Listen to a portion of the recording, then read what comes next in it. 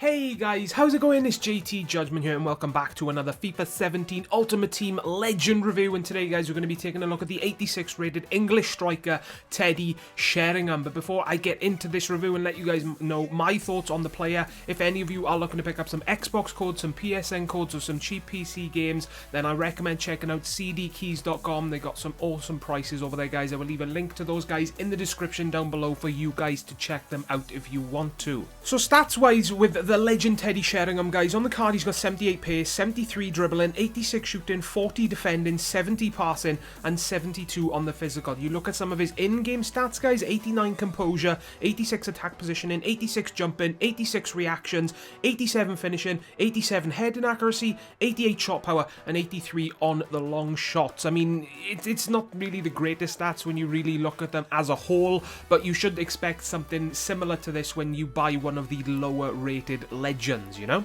So the chemistry style that I decided to use, guys, is the marksman chemistry style. I decided to change things up from the usual hunter and sniper. Those are the chemistry styles that I usually like to use in players that I review, so I thought I'd decide to change things up and use marksman, which boosts dribbling, shooting and physical. So that put him up from 73 dribbling to 78 dribbling, 86 shooting to 94 shooting and 72 physical to 76 physical. And I gotta say, I think I used him in the wrong chemistry style guys, because I don't think it improved him whatsoever in game, you know? Teddy Sheringham for me, he oh my days guys, he really wasn't the greatest, to be perfectly honest. I mean, I should have expected this after looking at his in-game stats as well as his card face stats, you know? Now the one thing that I've got to say about Teddy Sheringham guys, that it was a constant plus for me, you guys will see this plus from the goals instantly. You will see a recurring theme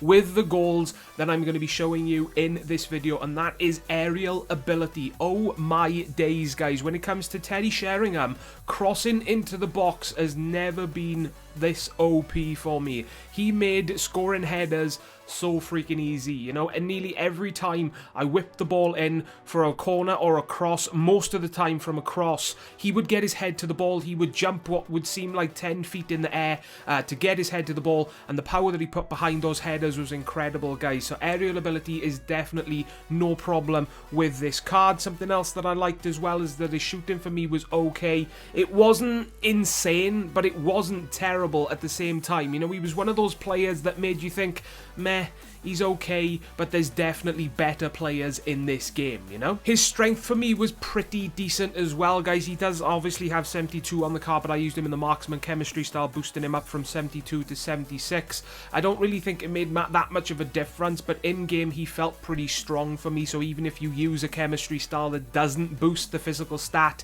he's probably going to be pretty decent in that area for you guys. And me personally, strength or physical is a very important stat in this game, because early on in FIFA, I will admit to being a bit of a pace whore. I still am a bit of a pace whore, to be perfectly honest with you guys, but I didn't really take that much notice of the physical and strength stats. But now that I've played the game more, my play style has changed to the point where I'm using the shield option a hell of a lot more. So yeah, strength in my opinion is a very, very important stat, and Sheringham has that trait in this game. The things that I didn't like about this card, guys, is dribbling and ball control for me were absolutely dreadful. I mean, he's got 73 dribbling on the card. I had to use a chemistry style to boost that stat. I knew this as soon as I saw his dribbling stat, and to be perfectly honest with you guys, like I've said many times before already, I really don't think his chemistry style boosted him at all in game, and he was still absolutely terrible after boosting him with the chemistry style. Definitely something to keep in mind. He was just so slow to turn,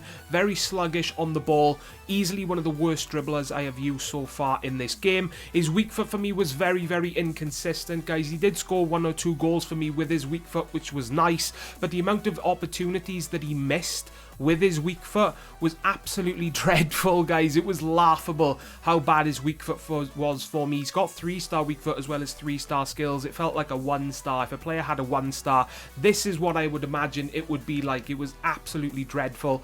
3-star skills, it all comes down to personal preference really there, guys. I mean, if you are a skiller in this game, then 3-star skills is going to be a bit of a downer for you. But if you don't care and all you need is a player that at least can do a roulette, then this guy will suit your playstyle perfectly because he's obviously got the 3-star skills, so he can do it, you know? His passing for me was horrible as well, guys. He just constantly gave the ball away. It's something that really did make me hate using this card at times, but at the same time, it made me laugh because it was so bad, you know? So keep it in mind. And the other thing that I didn't really like about him, guys, was his positioning and his ability to make runs on his own. He was the sort of player that just stood there waiting for the ball to be passed to him. He didn't want to make runs on his own, and that's something else that frustrated me while using this card, you know, because he's got high attack and work rate, low defensive, which is perfect for a striker, as well as 86 attack positioning, but in game, he just didn't want to make runs, he didn't want to get into the box, and it just made it, you know, that much more difficult to score. And it just goes to show that, you know, scoring headers was pretty much the only way that I could score with this card, which at the start of FIFA 17 Ultimate Team would have been okay. It would have been okay with me because I did cross the ball a lot when the FIFA 17 first came out. But like I said, now that I have played it a bit more,